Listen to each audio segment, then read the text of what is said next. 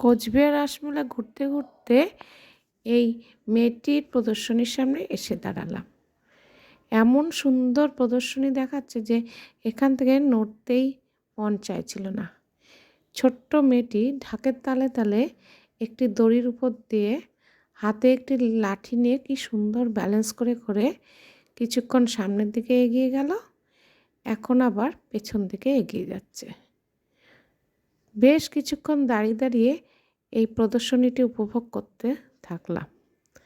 আবার দেখো দু পা দিয়ে কেমন নাড়িয়ে নাড়িয়ে ব্যালেন্স করছে, আর ওর মা সুন্দর ঢাক বাজাচ্ছে। এই প্রদর্শনীটি দেখতে দেখতে মন ছুঁয়ে গেল।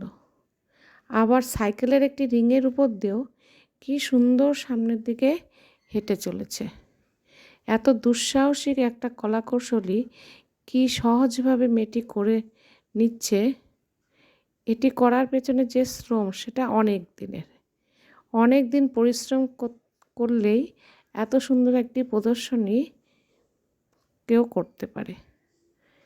দেখে এতটাই অভিভূত হলাম যে অনেকক্ষণ ধরে এই মেয়েটির প্রদর্শনী দেখতে থাকলাম, সঙ্গে ক্যামেরা দিয়ে ভিডিওও তুলতে থাকলাম।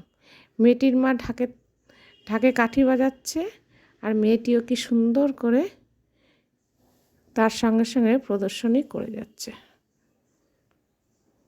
তোমাদেরকেও আজ আমি এই প্রদর্শনীটা দেখালাম। তোমরাও নিশ্চয়ই আমার মতনই অভিভূত হয়েই যাবে যে এত সুন্দর করে কিভাবে মেয়েটি করছে। খুব সুন্দর একটি প্রদর্শনী, তালে তালে মেয়েটি ঢাকের তালে তালে মেয়েটি করে গেল। এবার অনেক লোক জমা হয়ে গেছিল, সবাই দেখছে। শেষে যে যার মতন সাধ্য মতন সাহায্য করেছিল।